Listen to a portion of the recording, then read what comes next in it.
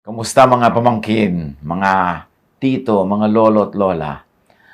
Tumatagal-tagal ang ating samahan dito sa live stream pero lumalalim naman ang ating mga ugat sa pagkakaunawa ng marami pang mga salita na nagmumula sa Biblia. At sa sandaling ito, pagbubulay-bulayan natin ang kahulugan ng buhay at kung ano ang dapat mangyari sa maiksing buhay na ito. Sabi ng linya ng isang lumang kanta, "A rose will bloom, it then will fade. So does a youth, so does the fairest maid." Kinantayan as a background song sa Romeo and Juliet ni Franco Zeffirelli noong 1968 pa yata yon. Pero may katotohanan. Ang isa daw bulaklak ay mamumukadkad, pagkatapos ay malalanta. Ganon din ang isang batang lalaki, at ganoon din ang isang dalagita. Mamumukadkad, pagkatapos tatanda, at pagkatapos ay tulad ng bulaklak, maluluoy din. Ang pamagat ng pag-aaral natin ngayon, dahil isang bulaklak. Pero yung sinasabi ng kanta na yan, na after a long life, you will fade, mangyayari lang yan kung full life cycle. Kung minsan yung iba, hindi pa namumukadkad, ay sumakabilang buhay na. So, dapat kung namukadkad ka, nakakompleto ka ng isang life cycle, kung ikaw ay sasakabilang buhay na, huwag na masama ang loob kasi nakakompleto ng life cycle. Psalm 90 verse 10, "Our days may come to 70 years, or 80, if our strength endures. Yet the best of them are but trouble and sorrow, for they quickly pass, and we fly away." Ang buhay daw, kung full life, 70 years. At kung talagang malakas ka at kinakasihan pa ng additional grasya, 80. Siyempre, kung lumabas ka pa sa 80, lalo kung healthy, sobrang dagdag na blessing. Pero yung mga iba naman, hindi pa nagsa-70, tinatawag na ng kabilang buhay. Iba-iba, kanya-kanyang takda sa ating buhay. Pero yan daw buhay, no matter how long or how short, the best daw niyan ay para ring trouble and sorrow. Pagkatapos napakabilis lumipas at tayo'y nawawala na sa mundong ito. How to not feel bad about inescapable death?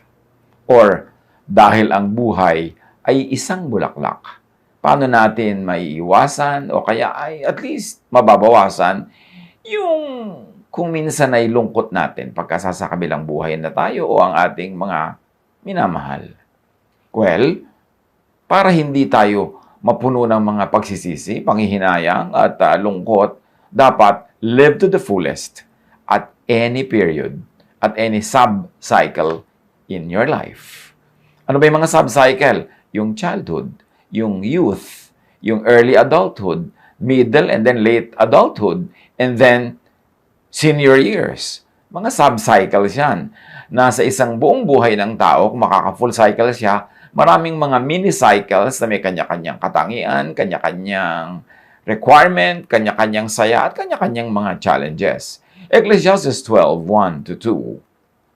Alalahanin mo ang iyong manlilikha sa panahon ng iyong kabataan, bago dumating ang mga araw at taon na puno ng kaguluhan, panahong hindi mo na madama ang tamis ng mabuhay.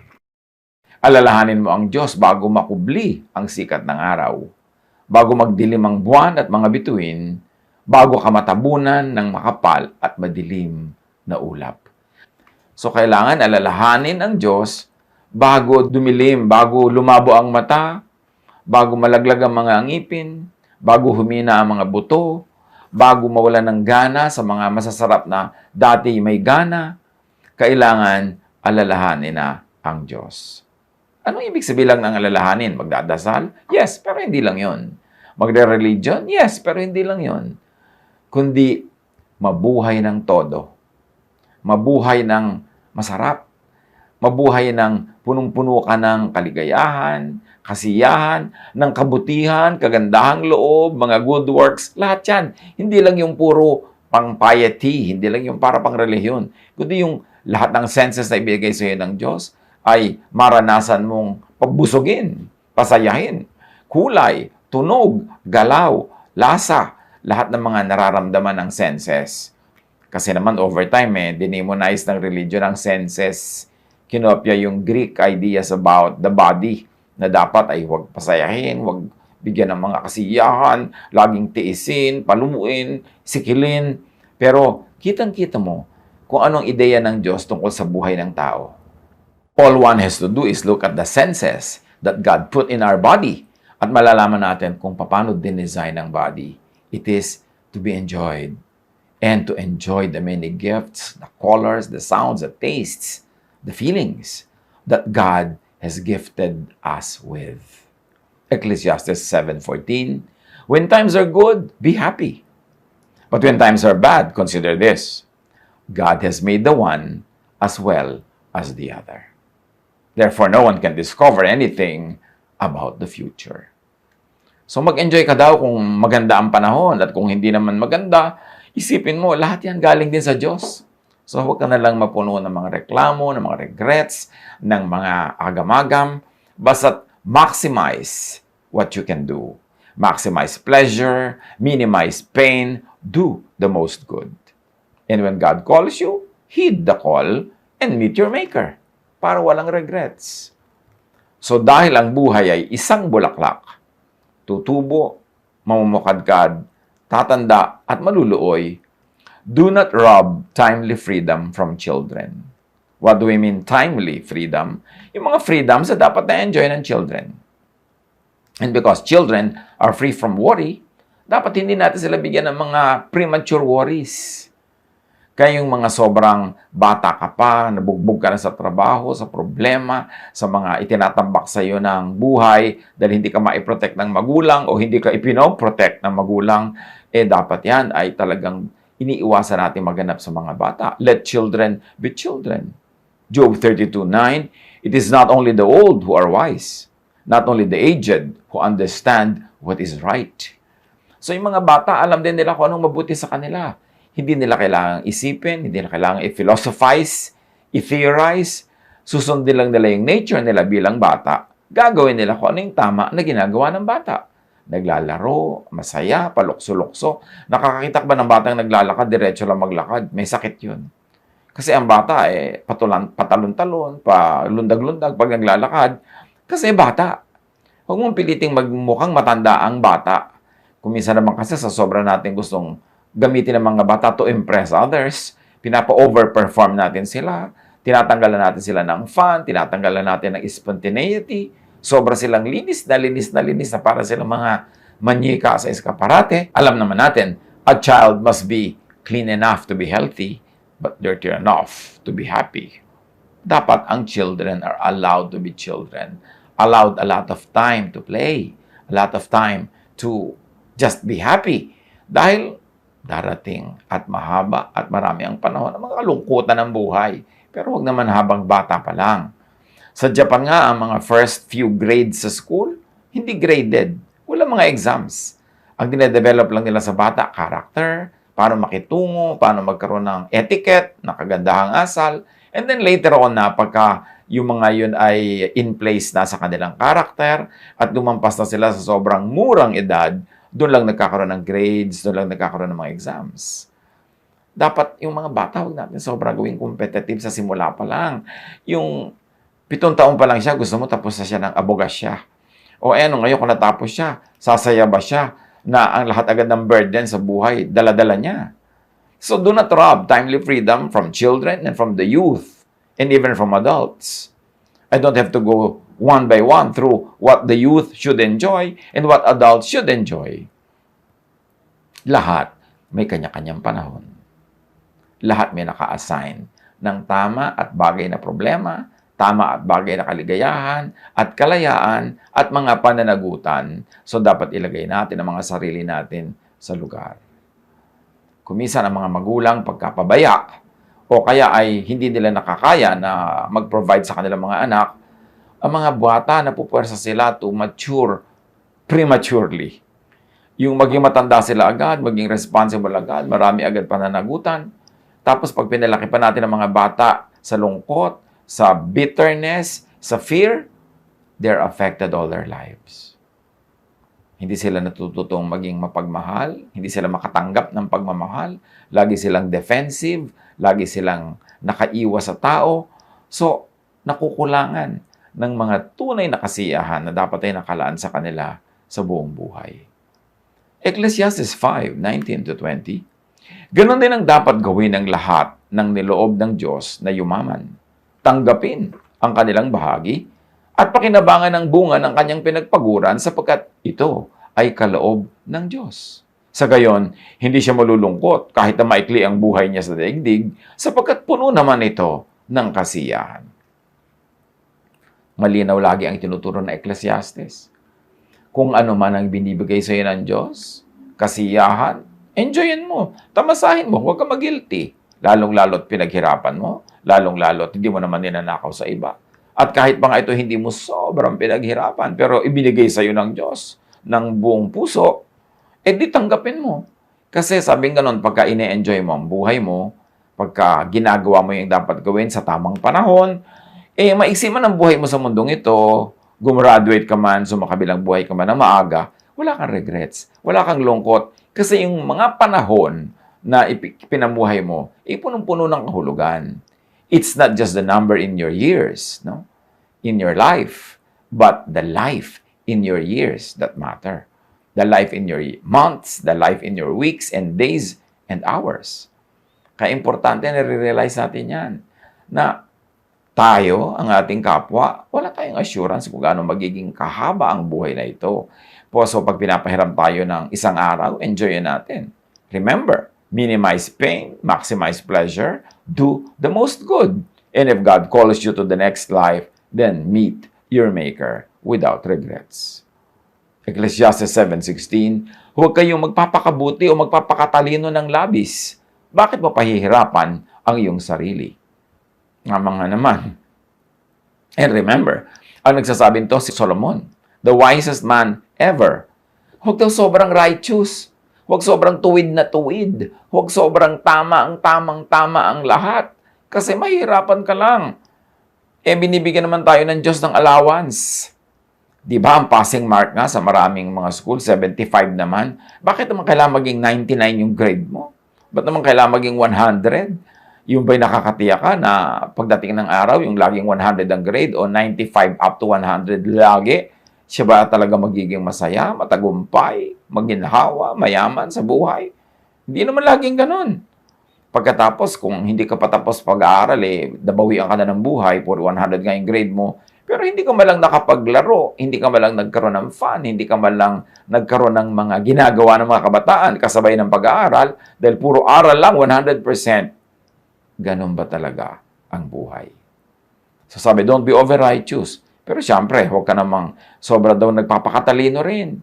Kasi kung minsan, pag sobrang talino ka, ayaw na ayaw mo nang mauto ka, ayaw na ayaw mo nang magmukhang naloko ka, kaya wala ka nang papaniwalaan, wala ka nang tatanggapin, masaya ba yung ganung buhay? Kung minsan nga, para masaya, minsan binubula-bula ka na, nakikipag-sayahan ka na lang, para sumaya ka na rin, para sakay ka lang ng sakay. Hindi yung lahat tinatanggihan, lahat ay kinikriticize, lahat ay sinusuri, lahat ay pinaparaan sa butas ng karayom. Ang tanong, guarantee ba yan? Nasasaya ka at susulit ang buhay. So people must be free to be childlike, youthful, to become adults, and to be old. Siyempre, adulthood. Meron niya sariling charm, meron niya sariling freedom, meron sariling responsibility. Every stage of life, you minimize pain, you maximize pleasure, you do the most good. Psalm 119:45, I will walk about in freedom, for I have sought out your precepts. So ang bunga dapat ng tunay na salita ng Diyos, ang tunay na talab at bunga niyan sa ating buhay, freedom, hindi imprisonment. Joy, not sadness. Peace, not trouble. Relaxation and rest, not stress. Kaya dapat dinedelineate natin na ibig sabihin ng spirituality from religiosity. Ang spirituality nakakapagpahinga. Most of the time, ang religiosity nakakapagod. Ang spirituality nakakapagpabait. Many times, if you are not careful, religiosity can make you sungit, can make you self-righteous and judgmental. Kaya dapat lagi natin sinusuri, hindi ko marami kang dosage sa relihiyon versus dasal. Tama na ang pamumuhay mo. 2 Corinthians 3:17, kung nasa ng Espiritu ng Panginoon, ay mayroong kalayaan. So, huwag natin gamitin ang mga verses sa Biblia para magtali, maggapos, magkulong. Bagkos, gamitin natin para magkalag, magbigay ng freedom, makawala ang mga tao sa pagkakakulong, at sila ay magkaroon ng kasiyahang nilalasap dahil yon ang kalooban ng Diyos. Galatians 5:13, mga kapatid, tinawag kayo upang maging malaya. So, tinawag kayo ng Diyos para maging malaya. Etong tanong, ganyan din ba ang tawag ng religion, ng religious membership? Marami mga tao mula sa malayang buhay nung nasangkot, nadawit, at nakiisa sa isang religious group, nakulong, natali, nagapos. Dumami ang bantay, dumami ang judges, nasikil, lumungkot. Dapat sinusuri ang ating mga memberships. Sinusuri kung anong talab at bunga sa atin ng religion. Because where the Spirit of the Lord is, there is freedom. Yung iba naman ginagamit nilang pang-blackmail ang spirit para manakot, mambulag, at pumigil sa mga tao. Para bulaklak na ayaw mo mamukadkad, gusto mo maging buko na lang forever, maging bad na lang yan forever. Hindi ganon ang kalooban ng Diyos sa buhay na ito. Dahil ang buhay ay isang bulaklak. Kailangan bumango, kailangan mamukadkad, kailangan lapitan ng mga bubuyog para kung ito man ay dumating ang panahon na lumuoy na, nalaglag na ang kanyang mga talulot, naka-full life naman siya. Walang regret. So, do not let religiosity rob you of earthly life. Because twisted religion could rob people of God-intended, God-given pleasures and happiness. Huwag nating i-equate ang spirituality with pagsisikil sa totoong damdamin, pagpapretend na wala tayong mga gustong gawin at matamasa sa buhay. Kasi yan nga ang galit ni Jesus sa maraming relihiyoso, hypocrisy. Yung puro in denial, ayaw tanggapin ang kanilang humanity. Nandito pa sa lupa, meron pang buto, katawan, laman at mga litid, para na lang silang espiritu na nasa langit na. Heaven can wait for your spirit. Ecclesiastes 5:18. Ito ang isang mabuting bagay na aking nakita.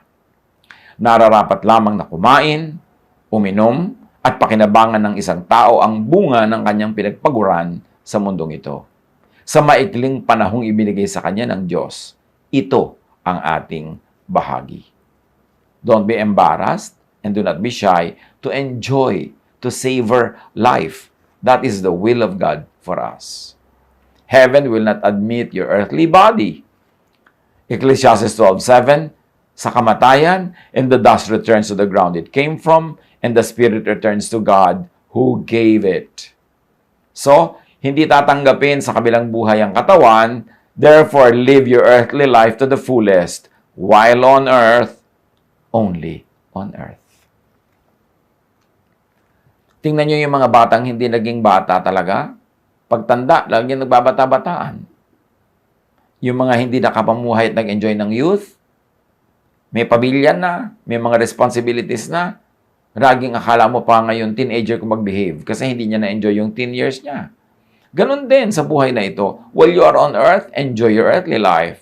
Kasi pagdating mo sa kabila, wala nang chance to repeat the earthly life. Tapos na yun. John 10:10, dumarating ang magnanakaw para lang magnakaw, pumatay at manira. Naparito ako upang ang mga tupa ay magkaroon ng buhay, buhay na masaganang lubos. So, sino yung nagnanakaw? The evil one. Sino pa ang evil? Di yung magnanakaw sa'yo ng buhay, yung ninanakawan ka ng kasiyahan, sinisira yung hilig at gana mo sa buhay, at pinapatay niya yung sigla mo. Lahat yan ay hindi work of God. Kaya dapat nating suriin, salain, at iwaksi sa ating buhay. Huwag din natin gawin yan sa ating kapwa. na inaalisan natin sila ng pag-asa, inaalisan natin ng sigla, inaalisan natin ang kanilang mga pangarap, dapat tayo bilang kapwa-tao tumutulong para yung kapwa natin magganap yung gusto niya na maganap sa kanyang buhay. Religion could be a terrible thief of pleasure, of happiness, and fulfillment. Pwedeng-pwede na yung relihiyon mismo, hindi lahat, pero may mga ganong brands of religion and religious involvements na sila pa yung ninanakawan ka ng buhay, ninanakawan ka ng pag-asa, ninanakawan ka na iyong mga ambisyon, ninanakawan ka ng mga iyong ginugusto at pinapangarap sa buhay. Yung iba, ninanakawan ka ba ng pag-ibig? Sa sobrang papakialam ng relihiyon, sila pa ang magde-decide kung sinong pwede mong mahalin at hindi. Sila pa ang manghihimasok sa iyong buhay. At pag may mga ambisyon ka, mamasamain nila yon. Ang gusto nila, maging full-time missionary ka lang o maging full-time teacher ka lang. Hindi ko iniibig sabihin na lang na ibig sabihin maliit na bagay yon. Kundi ibig sabihin, yun na lang ang choice mo. Yung sobrang gino-glorify nila, yung lagi na lang na full-time religious work. At tapos dinidemonize yung mga ibang trabaho. Samantalang iba-iba naman ang gift sa atin ng Diyos. Hindi naman lahat tatawagin ka for full-time work. Pero pagka sobra kang nakinig doon sa mga limited and narrow mindedness ng ibang mga relihiyoso, ang lagi na lang nilang gino-glorify yung church work. Parang masama yung work outside of the church. Samantalang ang buong mundo, work yan ng Diyos. The earth is the Lord's and everything in it. So lahat ng trabaho actually sa Diyos yan. Engineer ka, sa Diyos yan. Mathematician ka, sa Diyos. Gumagawa ka ng mga tulay, ng mga barko, naglilinis ka ng mga propeller ng aeroplano, lahat yan sa Diyos. Nagtitimpla ka ng mga pagkain, gumagawa ka ng mga damit, lahat yan sa Diyos. Hindi lang yun sa loob ng church, ang trabaho ng Diyos. Because the earth is the Lord's and everything in it. Colossians 2:16. Kaya't huwag na kayo magpapasako pa sa anumang alituntunin tungkol sa pagkain o inumin, tungkol sa mga kapistahan, sa bagong buwan o sa araw ng pamamahinga. Ito ang payo sa mga naging mananampalataya ni Jesus, tagasunod ni Jesus, pero sinasakop pa ng mga old-fashioned Jewish teachers. Pinipilit pa silang pasunurin sa mga regulasyones ng Jewism or ng Judaism, samantalang sila ay mananampalataya kay Kristo. Sabi sa Colossians 2:16, huwag na kayong pasakop sa mga ganyan. Ang daming bawal, ang daming ganito, ang daming ganyan.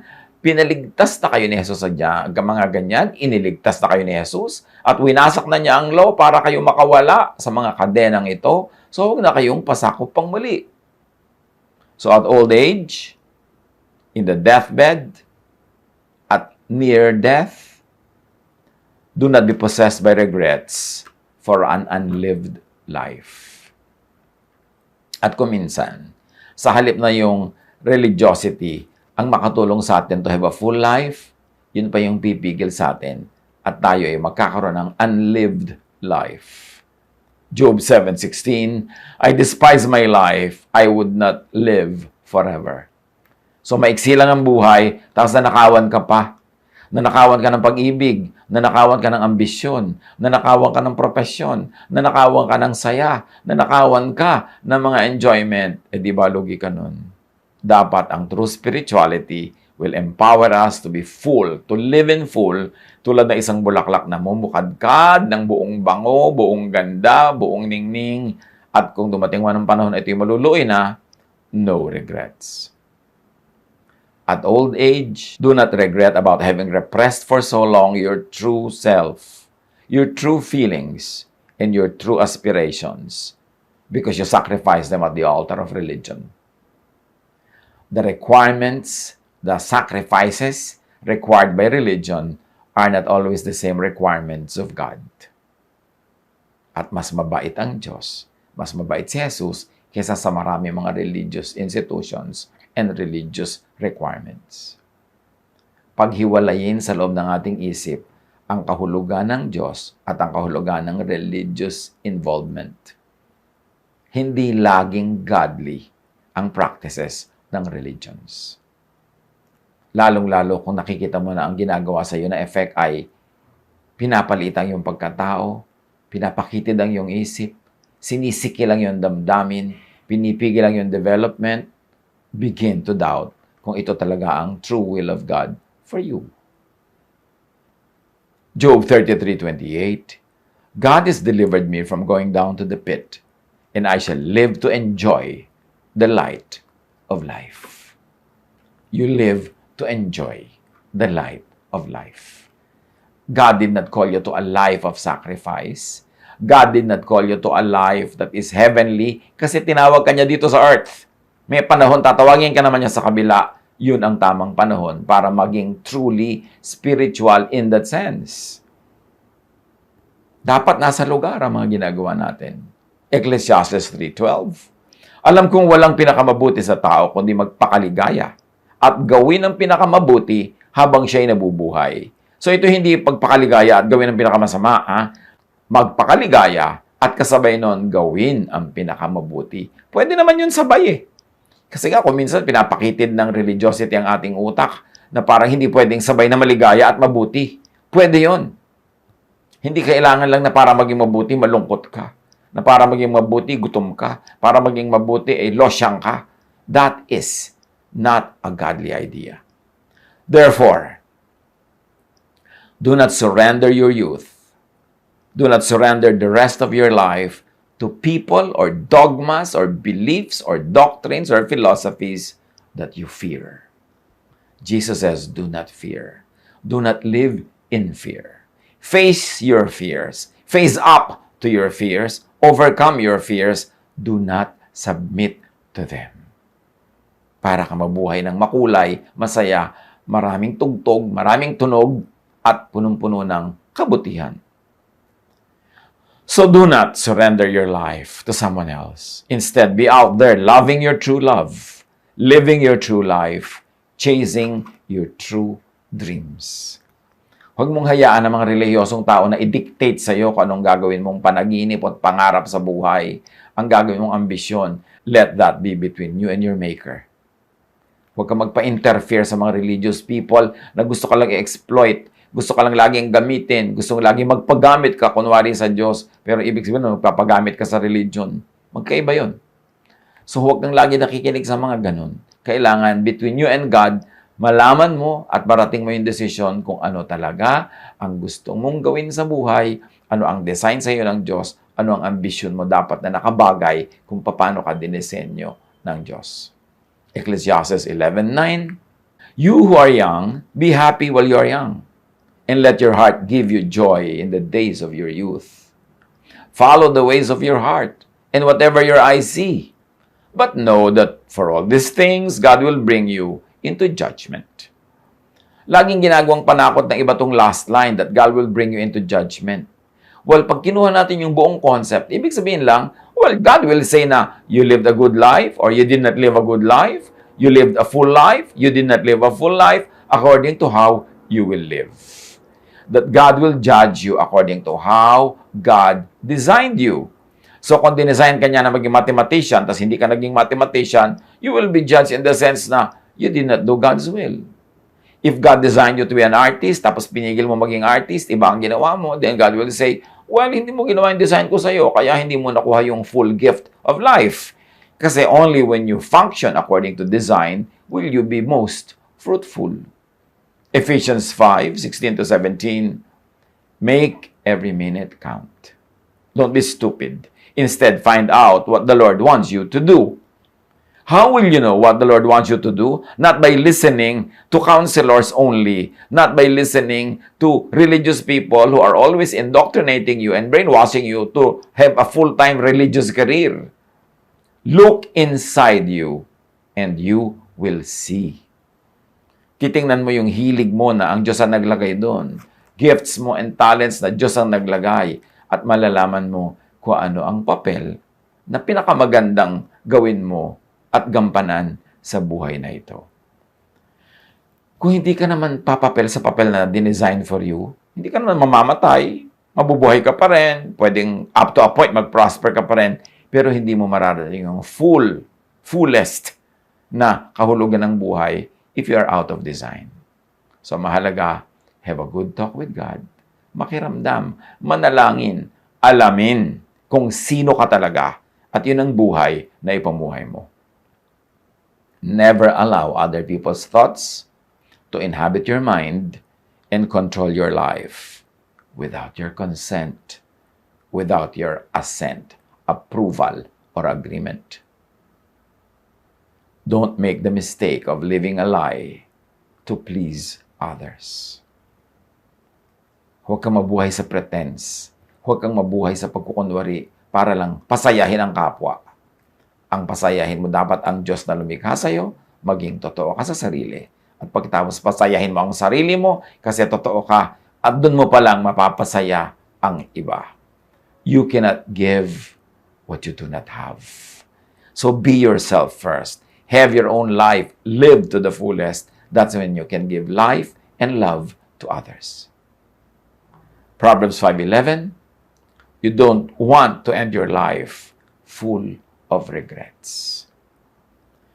Life is wasted when lived as a lie. So, dahil ang buhay ay isang bulaklak, may panahon ng pagsibol, may panahon ng pamumukadkad, at may panahon ng pagkaluoy, huwag mag-aksaya ng oras. Live life to the fullest.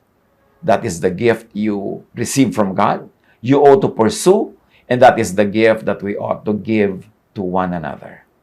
Na huwag tayong maging hadlang sa pamumukadkad ng ating kapwa, kundi maging tulong pa nga tayo. Ano ang kahulugan ng lahat na ito sa ating buhay? Ano ang mga misrepresentations of religion na tinatanggal yung ating kaligayahan, tinatanggal ang ating saya and excitement, at pinagmumukhang ang kabanalan ay nasa pagtitiis lamang, nasa pagsikil sa sariling damdamin, at nasa pagtatago sa dilim? Be free because Jesus sets us free. And let us give the same freedom to our loved ones, to everyone else, kasi lahat tayo nilikha ng Diyos para maging malaya. Pagdating ng panahon, kung tayo tatawid na tungo sa kabilang buhay, pag naipamuhay mo ang iyong buhay dito sa mundo ng puno, maligaya, puno ng kabanalan, kabutihan, kagandahang loob, enjoyment, fulfillment, and fruitfulness, then you will not be possessed by regrets. God bless us all.